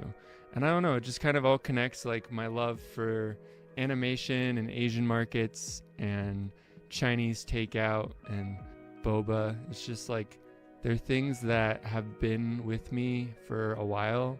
Like my family, I kind of thought this was true across the board. Go get like Chinese takeout or have Chinese food or have hot pot or something for Chinese New Year. And that was my family. Like we had like Chinese takeout for, and we celebrated Chinese New Year in the best way that we could. And every like place that I've lived in, we've picked kind of a Chinese place that we go to as a family. And then one was owned by a friend of mine and that was super cool. So sadly, they don't own it anymore, but it was super cool having that experience and be able to connect with them. And I don't know, it inspired me to learn like Mandarin and learn Japanese, even though I haven't quite learned them yet. They're very difficult languages. It gave me like some motivation to be like, yeah, that'd be super cool to be able to communicate. The thing is with cultures, there's kind of like these barriers with language, and when you're able to spend the time to learn someone else's language, become fluent in that language, you can connect to them on a much deeper level because you've shown them that you care about their culture and you care about their language. Yeah, it's just super cool. And with Japanese, you can watch anime without subtitles, without the subs, and it's like, woo, that's cool.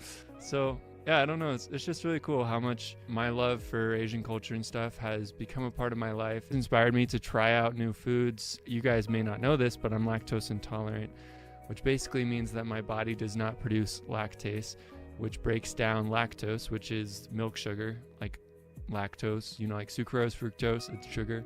So it's like the sugar in milk. And my body can't do that, so it causes a lot of pain. If you have any friends that are lactose intolerant, you know exactly what I'm talking about. Or if you're lactose intolerant, you know exactly what I'm talking about. And it's rough, but it kind of caused me to cook more in like the Asian cuisine realm, like cooking curries and stir fries and like buying ramen and making stir fries with that, or just cooking up ramen. It's really cool to try out new cultures, foods, and I don't know. I like trying new things. There aren't many foods that I don't like except for celery and radishes, and I've tried with celery. I haven't had many radishes, but anyways, I digress. Thank you guys so much for joining this podcast.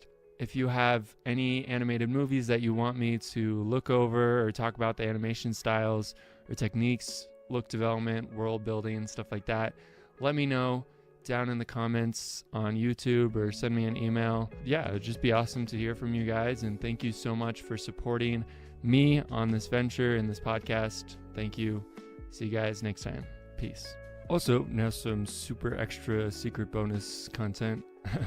I just realized there's more to record.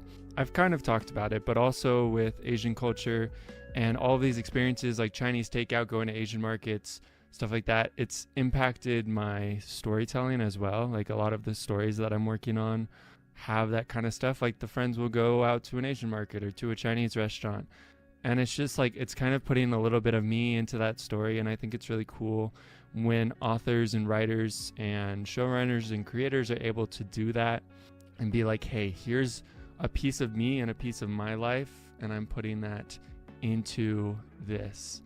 And it's going to make an impact. It's going to connect with people. Like I talked about in an earlier podcast, is when you put in stuff that relates to you, it can relate to others. And they can be like, wow, that's super interesting. Like I did that as a kid, or like I'm doing that now as an adult. And it's like, wow, that's super cool that we have this in common. And it helps people to connect. Because like, you know, right now in this world, there's so many people trying to disconnect, and people trying to put up these walls, show that we're different. But there's so much in common with all of us. And as we see those things in common with all of us, we're able to really connect with each other more and be able to have friends all around the world. And just remember that like we're all brothers and sisters, and we're all in this together. We're all on this journey together. We're all in this party traveling. We have our different tactics and our different techniques and specialities and our weapons of choice. If yours is a frying pan or whatever it may be, we have those, and they can strengthen us, and they can help us, and they can help others. Our strengths can help others in their weaknesses. And yeah, that's just the quick thing I wanted to say here at the end. Thank you guys again so much. See you guys next Saturday, and see you guys next time. Once again, bye.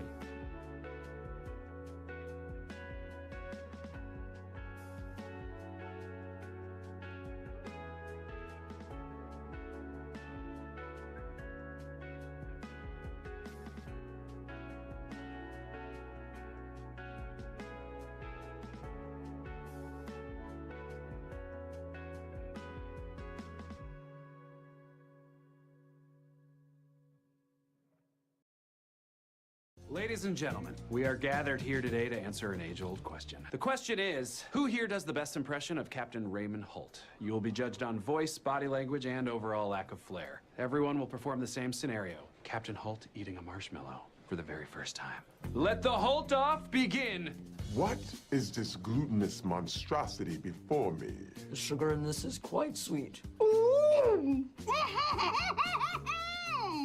That's your Holt impression? I could hear him doing that. Looks like a sticky pillow. I don't care for it. Classical music. What's going on here? What are you doing? Captain, hey, nothing, just eating some marshmallows. Care for one? Marshmallow.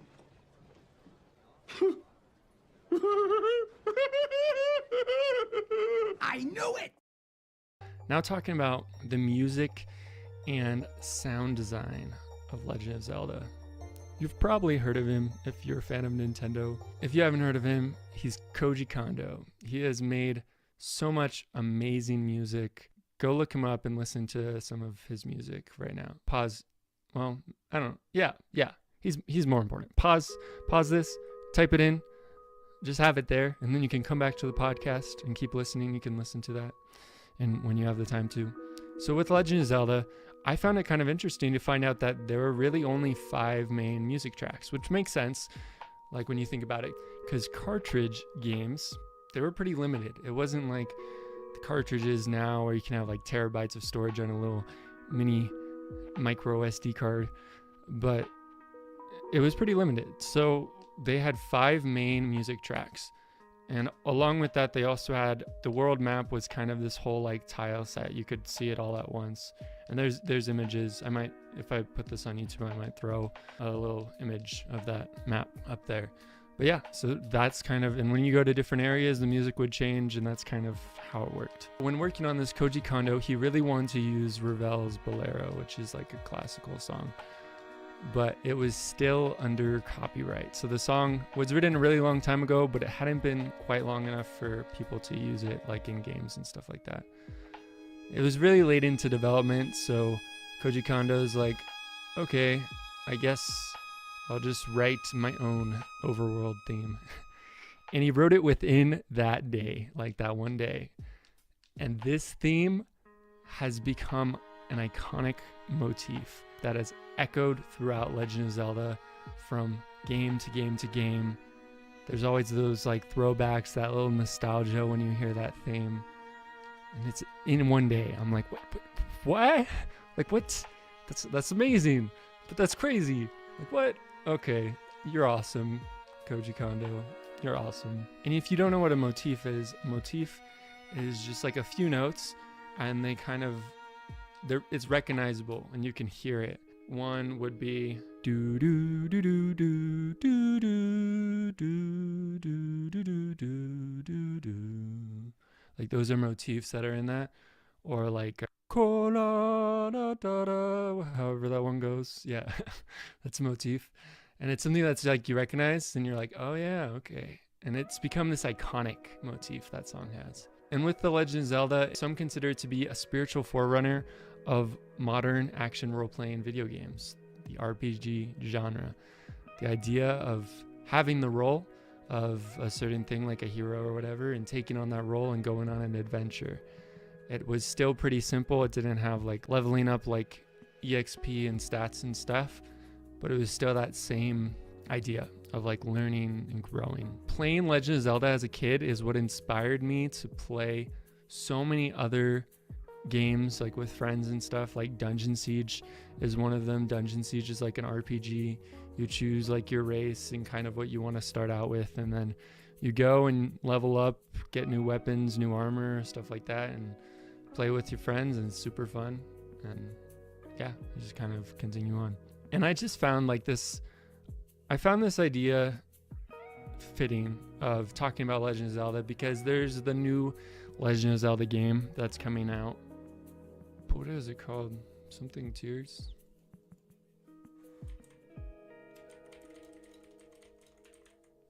Oh yeah. Legend of Zelda Tears of the Kingdom. It is a sequel to Breath of the Wild, and they are expanding upon that idea of a non-linear game even more so. That you don't just have the world that you're walking on, but you also have the sky, and you can go up there and you can explore the sky too, and there's like a sky kingdom and stuff, and you can fly down from the sky to the ground and go back up and just explore and explore and explore, find new items, level up, get new armor, boss fights, all that good stuff. And with that, even if you're not a fan of video games, even if you're not a fan of fantasy, the thing that I find so amazing about these things and other like stories and games and stuff is the idea of taking you and putting you in this new world, in this new place. You get to uncover the mysteries and discover the unknowns of this unknown world, like Shigeru Miyamoto like really fought for, is you can explore the unknown, and you can go, even if you're just like reading Pride and Prejudice, like you're discovering this new world, this unknown thing, and you're like, wow, this is really interesting how they thought. And that's why I find like books, manga, movies, animation, whatever, so interesting, because you get to discover this unknown thing and you get to experience it. And it's created by so many amazing people that love these things and want you to be a part of this world that they're creating. And that's something that I want to do too. So hope to do more with that in the future. But I just wanted to close with some thoughts from Austin Kleon's book, Steal Like an Artist. Oh man, I hit the mic. I'm sorry. So he talks about climbing your own family tree, your like creative family tree. And he says, seeing yourself as part of a creative lineage will help you feel less alone as you start making your own stuff. I hang on to pictures of my favorite artists in my studio. They're like friendly ghosts. I like that. It reminds me of like Harry Potter, like with Dumbledore, he has all the other headmasters up there. It's like, hey, inspire me. I can almost feel them pushing me forward as I'm hunched over my desk. The great thing about dead or remote masters is that they can't refuse you as an apprentice. You can learn whatever you want from them. They left their lesson plans in their work. And that kind of ties into this podcast and like looking at animation and video games and creativity, the creative process, tons of other nerdy stuff. It's so you can look at these people that came before and be inspired by them, see their lesson plans, see what inspired them and what compelled them, and see how that can compel you and how it can inspire you and help you to grow as an artist and as an individual. Thank you so much for joining. Let me know, like through email or in the comments, if there's an animated movie or game or story or Dungeons and Dragons thing or something fantasy related, whatever, that you want me to talk about, and like I'll see if I can talk about it. We're gonna have different people on, and if you want to be on the podcast, just let me know, and trying to set up a system for that.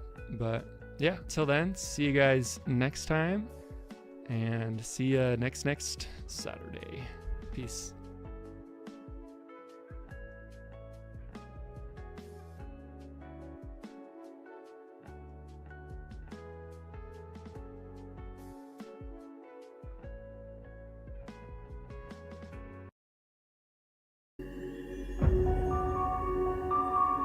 If you listen carefully enough, the past whispers to you.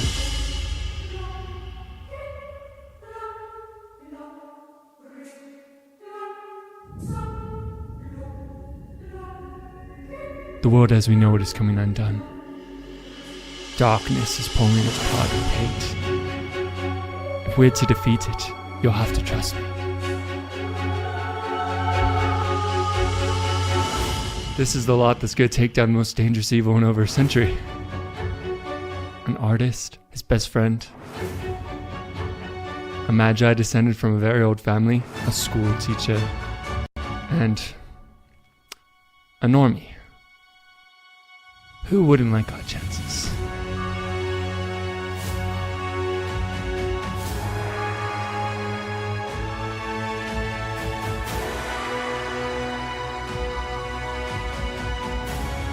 Things are not quite what they appear.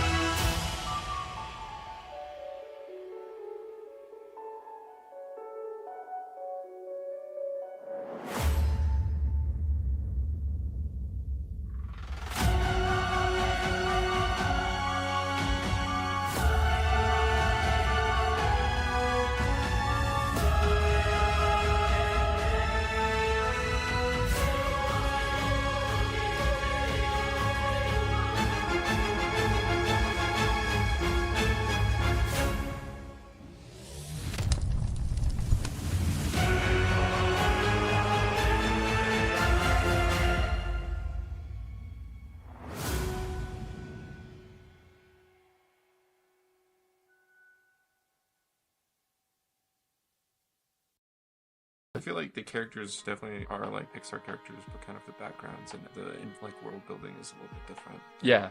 Yeah, and when they were working on this, they wanted to kind of go back in time a little bit to the Japanese wood print style of like very simplified backgrounds and water and things like that. So it was really cool getting to see that. It was really interesting reading about it too, because the animators were so used to making these super realistic environments, and Enrico would come by and be like, no. Gotta simplify that. It's too real. It's too real. Stop. Bring it back. So kind of a background on Enrico. He grew up in the 1980s watching Japanese animation. And well, me too. I mean, not 80s. And he really liked Japanese animation and just that inspirational look that it had and that watercolor in the backgrounds. So he kind of wanted to work that into this, taking parts of his childhood, which the story is actually based on his childhood, by the way. We'll be talking a little bit more about that later in the episode. He wanted a Vespa.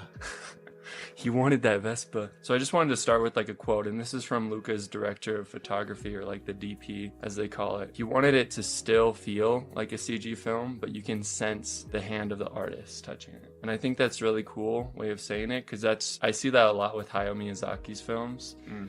It still feels super polished and stuff, but you can sense his hand there working in the characters and the backgrounds. And it's really cool if you look at those films, because if you look at him, he's a lot of times storyboarded the whole story before any writing is even done. Like these beautiful storyboards of the story. It's really cool. One thing that was interesting is they had to train all of these animators in the style of this animation, because for years they've been doing kind of the same style again and again and again. And they had to train them in this new style of animation to get it looking perfect, making it look nice and pretty. So also with the look development, there's something really cool about this movie that I really liked, was the transformation from sea monster to human. And I was back about and to say, forth. that's like my favorite thing about the movie. Yeah, it's just like done so beautifully, and I wanted to do some research into that and seeing how they did that. Something that's really interesting, just starting off with Pixar, is they seem to develop a new technology with each movie that they work on. Like with Finding Nemo, it was the water. With Monsters Inc., it was like fur on characters and stuff. They're always working on these new technologies and designing these new systems. And it goes back to how it kind of started, talking about transformation and how they've done it in previous films. And when I think of transformation, the one that like first comes to my mind is the transformation of the Beast to his human form. Interesting. I thought of Little Mermaid. Oh yeah,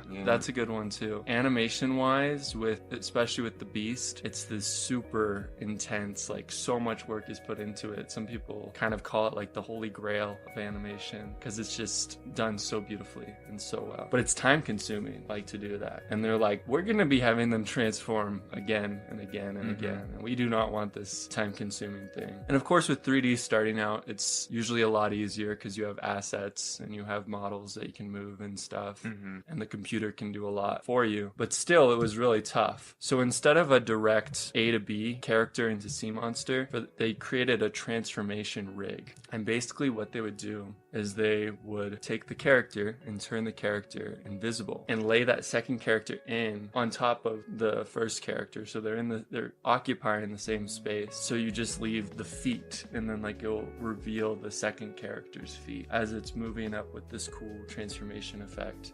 And you could just pick with this rig that they made how faded you wanted it to be, where you wanted transformation to happen, where water hit, or where you didn't want it to be. The animators and people working on this were like, when it was done, they're like, whoa, this is cool. It is cool. It looks cool. Yeah. Like it looks really cool, and it looks really well done. And it sounds like once you have the whole thing set up, it's not hard. Yeah, once you have it all set up, it was just kind of figuring that out. And that's something that I love looking at with movies, was figuring it out. And I have an episode that we're going to be doing about Treasure Planet, where they figured out a lot with meshing 2D with 3D with some of the effects that they wanted. Yeah, like the, what's the little bubble gum? Morph. Yeah, Morph. So he added in a magical wind that's going throughout the clothing as the transformation is happening. So it's indicating to the audience that something big is about to happen. Something that's really cool with this is a principle in animation. It's called anticipation. And you've probably seen it in like old animated shows and stuff. It's like when someone rears back their fist about to punch someone, and it's just super, like the old cartoons where it's just super emphasized. Winding the fist bit. Yeah. That's the anticipation. And that's what they're kind of showing here, is they would have this like magical wind come through, and you're like, okay, the audience is like, something is about to happen. Dude, I'm gonna have to rewatch the movie after this so I can like actually notice these things. Because Yeah. I haven't done all the research that you've done. So like, I just watched the movie once, like when it came out. I was like, that was a good movie. You know, you're like, analysis. Yeah, and this is one thing that I really like, that I'm excited about the show, is to have different people on and to get their thoughts about the movies, because there's so much that goes on behind the scenes of these movies. It's just like amazingly beautiful. Yeah, I'm very much a casual consumer of animation. But like, this is still interesting. Yeah. I still find this very interesting. Glad to be on the podcast.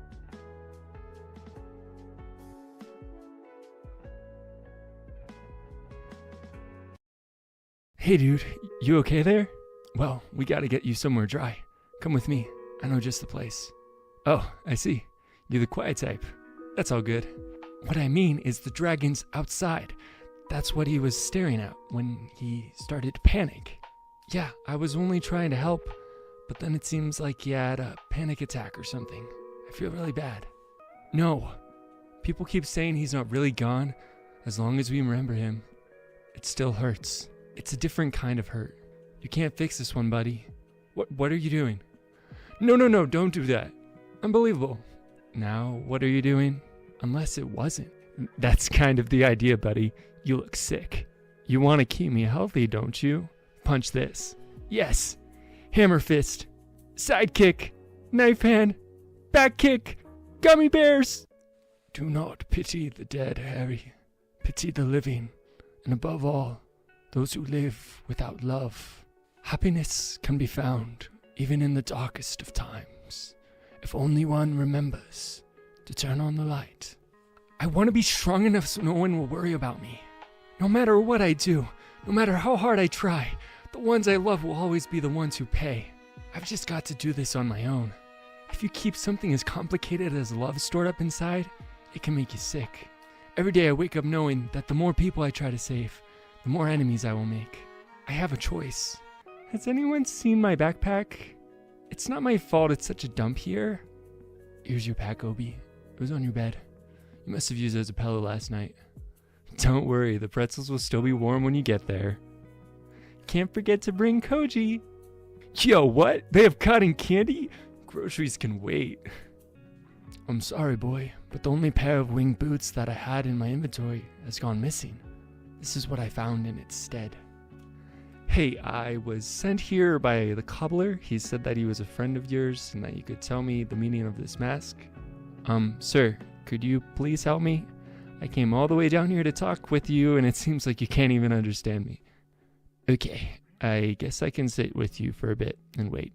I don't have anywhere else to go, so might as well. Finally, to be away from all that hustle and bustle outside world. Fear not, young boy. It was merely a guise, a means by which I can go about my business unnoticed and unbothered. I'm not teaching you magic tonight. I'm sleeping. I'm a sleepy little owl. So tiny, so angry. We may fight, but you're still my sister. Besides, if anyone's putting you down, it's gonna be me. Ha! We're going to be starting with the animation and kind of the development of how this film was going to look. We're just be jumping right into this. One of the things that I thought was really cool, especially very fitting for this movie, was the mixture of 2D animation with 3D animation. And the first time that Disney did this was in Walt Disney's Tarzan. For those scenes where Tarzan's kind of surfing on vines or tree trunks or tree branches, that's what they're called. They made a system called Deep Canvas, and it was able to kind of layer that 3D form and 2D animation over that. So it's really cool. But with Treasure Planet, they went a little bit deeper into that and made 3D sets. So they could set up the camera wherever they want. Something that's really cool about this 3D sets is that they could put the camera wherever they want, and they didn't have to go through drawing backgrounds again and again and again. They could figure out how they want this scene to feel, how they want the camera to move. It was almost like recording a live action movie, which is really cool. I'm guessing not with newer animation, but like with a lot of the older animations, especially like with Disney, every frame would have to be drawn. So like with this movie, is that something that they still struggled with? Like you said, they would build these sets, but were there some scenes where it didn't involve that, so where they actually have to draw each frame? Yeah, I think there was a lot of scenes in the movie, and you can kind of see where it switches from 3D to 2D, especially when, sorry, spoiler alert, when the Treasure Planet starts kind of exploding, there's scenes where the gold is kind of falling through the crevices, Right. and basically all of that is 3D to my knowledge, because that'd be way too hard to animate by hand. But yeah, there was still some of that having to do frame by frame, especially with the character animation. Jim, he's just totally 2D animation. But then people like John Silver, he's 2D with a little bit of that 3D twist because he has that CGI arm, which as a kid I thought that was the coolest thing ever. I think it still is the coolest thing ever. Especially since he's like a chef and a cyborg. It's just... It's great. I guess the point what I was getting to is, so in animation, I'm guessing you create layers. If you had a scene that just is basically focused on one background, do you basically just have that background as a set layer and then animate the characters like with their conversation? Does that make sense? Yeah. So basically, yeah, that's how it works. One like really good example of this is Star Wars, because they show you how it's done before computers. Because they had things where they would be cutting out ships or making it look like they're in hyperspace when literally they're just like not, and the ship is like this little tiny model. They did these amazing things just by cutting literally out of the film.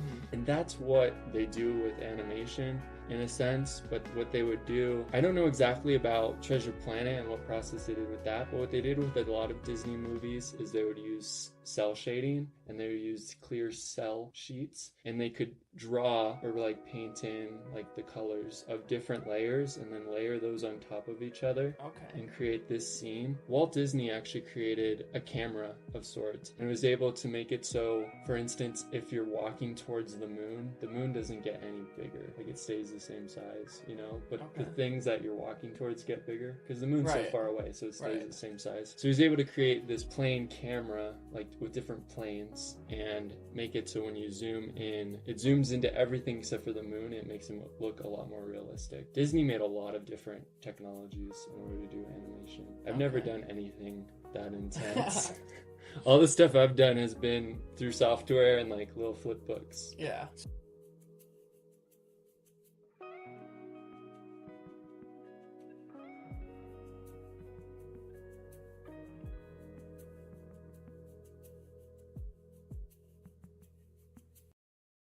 One of the other things that they did in this movie was kind of trying to figure out the look of everything, which the look of the movie is amazing. Like, it's beautiful. They used what they called the 70-30 rule, and they also use that for the music, but we'll be getting to that a little bit later. So they wanted the look of everything to be 30% sci-fi and 70% traditional, or basically what those things should usually look like. For instance, like the ship. It's like a ship with a mast, a very traditional, can't think of the word, like classical ship. But they put in things like the artificial gravity, laser cannons. So you look at it and you're like, yeah, this is something different. It's something interesting because you're taking two different ideas and kind of meshing them together, because they could have gone in a totally different direction, like the Star Wars direction, for instance, where all ships are basically like metal, space is very cold. A lot of that is taken out of the equation and it makes it very amazing. Fantastical, I guess. I think what also helps with the idea of space not being as cold is the artistic style. Because when you watch it, there's a lot of vibrant colors and like blue sky, and even the animals and creatures that they involve. Like you can see like these space whales just flying through, and you're like, that's pretty cool. Yeah, the space whales are super cool. And I think it's really interesting that they went that direction, because like you said, they were mixing two of these ideas together, and one being sci-fi but one being realistic. Yeah, no, like I think something that they did really cool is they showed kind of scientific phenomenons and stuff. So there's a moment in the movie where Jim and the captain John Silver go on the little ship and they go on their own little adventure together, just off on their own, and they ride behind like the tail of this comet, and they're in this ice shower, and it plays like the super cool, I think it's when it's playing I'm Still Here, and it's just this really on their own little adventure together, just off on their own, and they ride behind like the tail of this comet, and they're in this ice shower, and it plays like this, that the characters possessed some kind of personality. You could really tell by the way that they talked, the way that they looked, the way that the characters possessed some kind of personality. You could really tell by the way that they talked, the way that they looked, the way that the characters possessed some Glenn Keane, or he was a supervisor over the animators for John Silver. And I think that's really cool because he worked on like Tarzan. Something else that people don't really know a lot about in animation, especially with traditional animation, is that they would make what they called character maquettes. And I hope that's how you pronounce it. But basically what they are is the little action figures, or these little models that character sculptors would sculpt. And you could see the proportions of the character, how tall they are, how lean they are, maybe their face a little bit. And you could look at that, and animators could look at that and draw the character from that and make sure that they're focusing on making him look the same and staying on model. Because if he didn't stay on model, I've animated before, and when something doesn't stay on model, it's like, oh wow, his hand's a lot bigger at the end of this than it was at the beginning, and it just doesn't look very professional. So that's one thing that they used to help with that. And coming from a film perspective, there's tons of people, tons of animators, each animating potentially the same scene. And so if you have someone mess up, it's going to look super wonky, and it's just going to take the viewer out of the experience. And especially when you're dealing with like humans, people recognize the deformalities. I'm not sure if that's the correct word. When something's wrong, the brain realizes it, and that's when we start reaching into like the uncanny valley, which you probably don't come across when it comes to animating, like especially at this style. But yeah, when people recognize, and they might not be able to necessarily point it out, but like the brain realizes it, just disconnects the viewer from what's going on. Yeah, and I think that's something that you brought up that was really cool, is that experience. And I think this movie really, if you give it a chance, it is an experience. You really get involved in this world, involved in these characters, and really, if you give it a chance, these characters and their lives, they made it so much more than what the book was. Or I'm not saying the book is bad, the book is amazing, and I haven't read the whole book, I'm sorry, but the parts that I've read, they're amazing, and I've always loved the story of Treasure Island, and they brought it into this whole new world and this whole new realm and this whole new experience.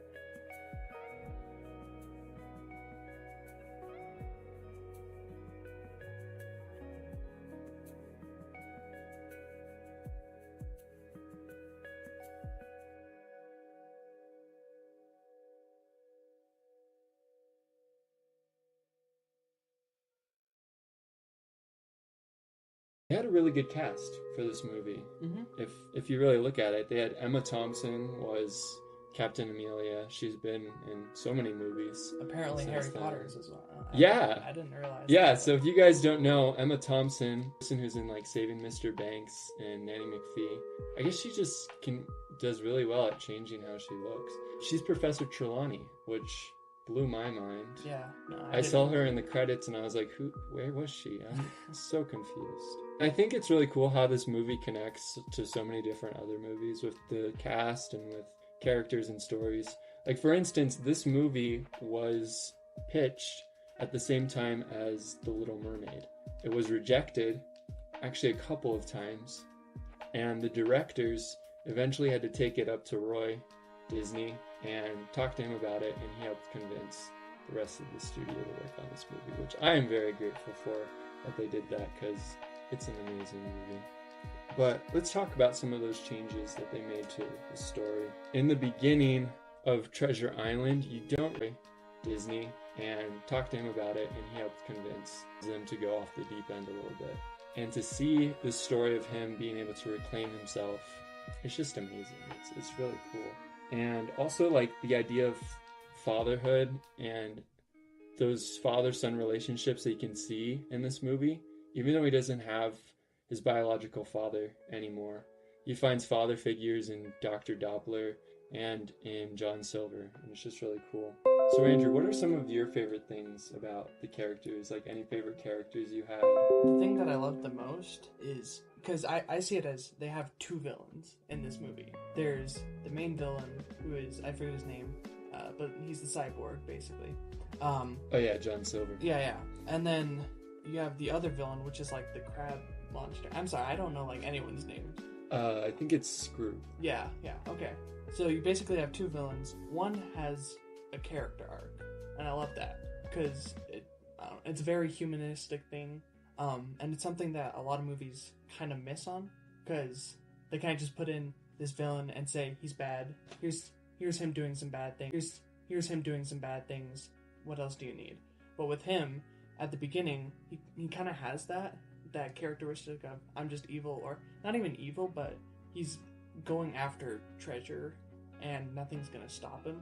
But as he starts to grow, as like he starts to help Jim grow as a person, because like he starts mentoring him and becoming this father figure, he starts to grow as a person as well and realize there's more to life than money. So I really love that. But then they still have the bad guy who's like a second in command, who kind of fits that that characteristic of just evil, but he's the second hand guy.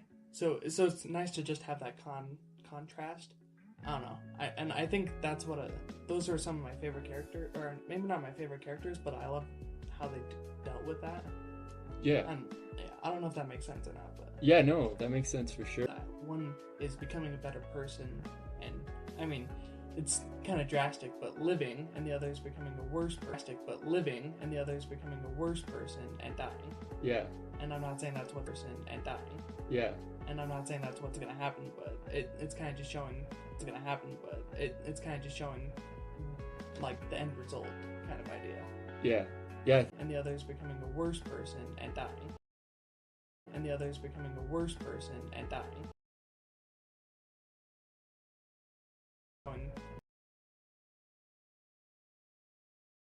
Yeah, I think that's really cool, like how they did that with the characters. And then also with John Silver, I think it's when Jim asks about what happened to his leg, because he has this peg leg, but it's really cool because it's going back to the 70% traditional, 30% sci-fi. It has kind of like this billows almost on it, like this thing that compresses and decompresses, almost as you would see. It's very like steampunkish type of movie, yes, in a lot of ways. But he's talking to him, and he says something along the lines of, yeah, sometimes you lose things, like going after the things that you treasure, the things that you love. Mm-hmm. And it's really interesting because they use that, they kind of parallel it later in the movie. And I hope this isn't spoiling too much, but there's a moment in the movie where he has to decide between saving the riches or losing something far greater, and that's Jim. Mm-hmm. So I think it's really cool. Yeah. And I would say another thing that I love is the relationship between Jim and John Silver. Jim and John. I love the relationship that develops over time with them, because I like to see it as both of these characters have probably never had a serious father figure or been a father figure in John's situation. So it's kind of just cool to see how Jim, father left when he was young, now has this new father figure who he's come to respect. And then we see John, who, like you said, is now having to sacrifice, and it shows what he really cares about. And so I guess that's also another thing in his character arc. Yeah, and the character arcs thing is really cool because you see John Silver go on this positive character arc throughout the movie. Mm-hmm. But you also see some like true colors showing through with a lot of characters. And I don't know, there's just a lot of things you can learn about life from this movie in a lot of ways.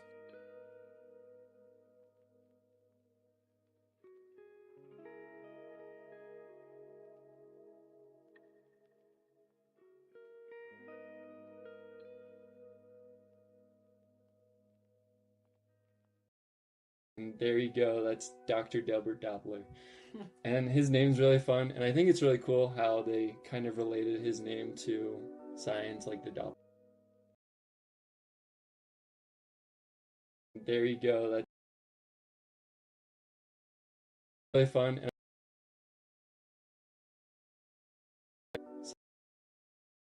And just how he's kind of goofy. But it's really interesting because in many ways he's kind of another father figure for Jim. Right. He's the one who convinces Jim's mom that Jim can come with him and go on this adventure to find Treasure Planet. And I don't know, I think it's just really cool with that. Because Dr. Doppler starts out as kind of like this nerdy guy who doesn't really talk. I think he's a really good actor. But the other thing that I found really interesting is Morph. So let's talk a little about Morph. He's a really cool character because Morph was basically taking the place of the parrot in Treasure Island, in that the place of a parrot, in that he mimics what you say, but he also mimics what you do and basically like who you are in a lot of ways.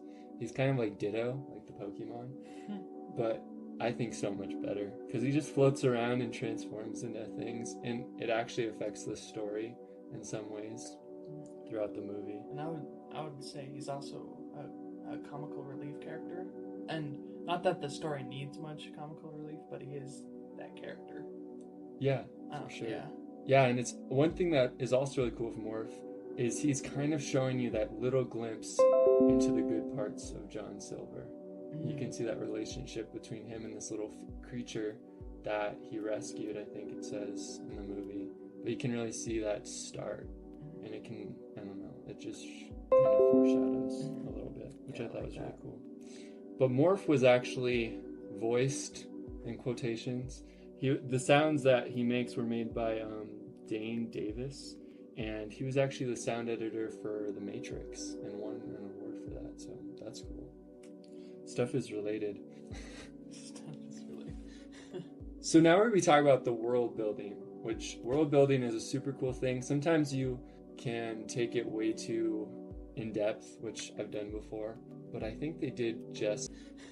So now we talk about building is a super cool thing.